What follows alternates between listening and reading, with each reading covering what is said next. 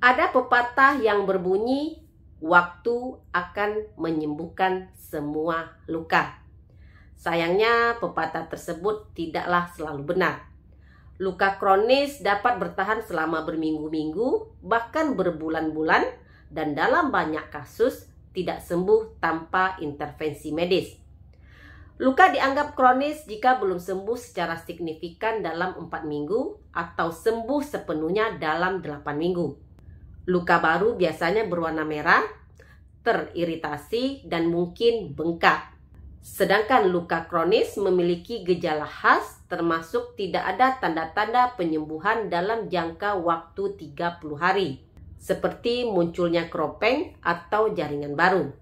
Kemudian mengalami mati rasa di sekitar area luka, terjadinya perubahan warna, tercium aroma yang busuk, kemudian keluarnya cairan dari luka dan pembekakan yang terlihat.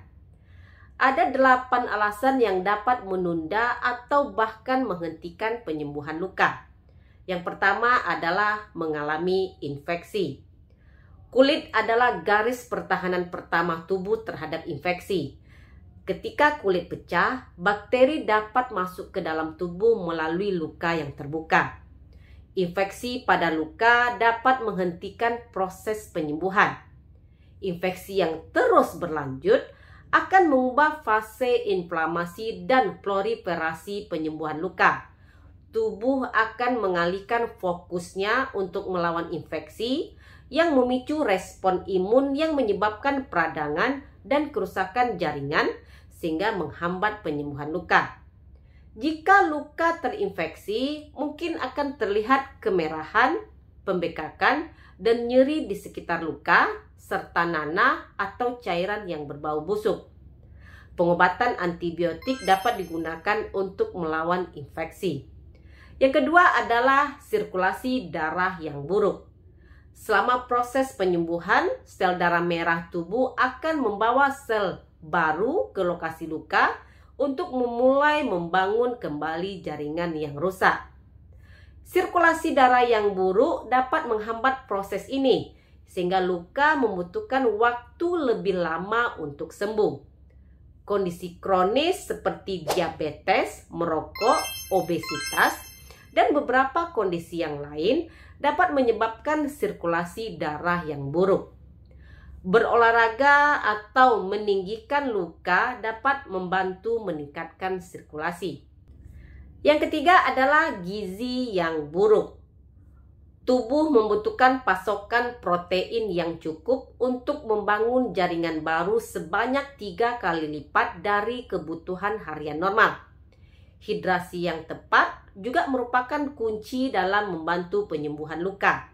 Sayangnya, nutrisi yang adekuat seringkali diabaikan, sehingga gizi yang buruk salah satu penyebab luka yang tidak kunjung sembuh. Kemudian yang keempat adalah menderita diabetes. Kadar gula darah yang tinggi dapat menghambat sirkulasi darah penderita diabetes dan tentunya akan berdampak negatif pada sistem kekebalan tubuhnya sehingga akan meningkatkan risiko terjadinya infeksi. Selain itu, penderita diabetes dapat mengalami kerusakan saraf sehingga penderita mungkin tidak akan merasakan sakit sehingga luka tidak akan dirasakan. Yang kelima adalah tekanan pada jahitan. Muntah, batuk parah, atau mengangkat beban berat dapat membuat jahitan atau staples yang digunakan untuk menutup luka menjadi tegang selama proses penyembuhan. Jika satu atau beberapa jahitan putus, sayatan dapat terlepas di titik tersebut sehingga menyebabkan sayatan menjadi terbuka kembali sehingga memperlambat proses penyembuhan. Selanjutnya yang keenam adalah terjadinya pembekakan yang berlebihan. Pembekakan yang berlebihan disebabkan oleh cairan yang terkumpul di kulit dan dapat mengganggu kemampuan tubuh untuk menyembuhkan luka dengan cara membatasi pasokan oksigen ke kulit. Berbagai terapi kompresi dapat digunakan untuk mengeluarkan cairan. Setelah pembekakan mereda, penyembuhan luka yang tepat akan segera dimulai. Selanjutnya adalah trauma yang berulang-ulang. Bila seseorang tidak sering mengubah posisi dan luka mengalami trauma atau tekanan yang berulang, maka proses penyembuhan dapat diperpanjang dan bahkan bisa berhenti karena sirkulasi darahnya terhambat. Penderita paraplegia atau kelumpuhan pada pasien cedera tulang belakang atau mereka yang harus istirahat di tempat tidur memiliki resiko lebih besar mengalami trauma berulang. Pergerakan atau perubahan posisi secara terus-menerus dapat mengurangi tekanan dan memungkinkan sirkulasi yang baik ke arah tersebut sehingga luka dapat sembuh lebih cepat. Dan yang terakhir adalah efek samping dari obat-obatan.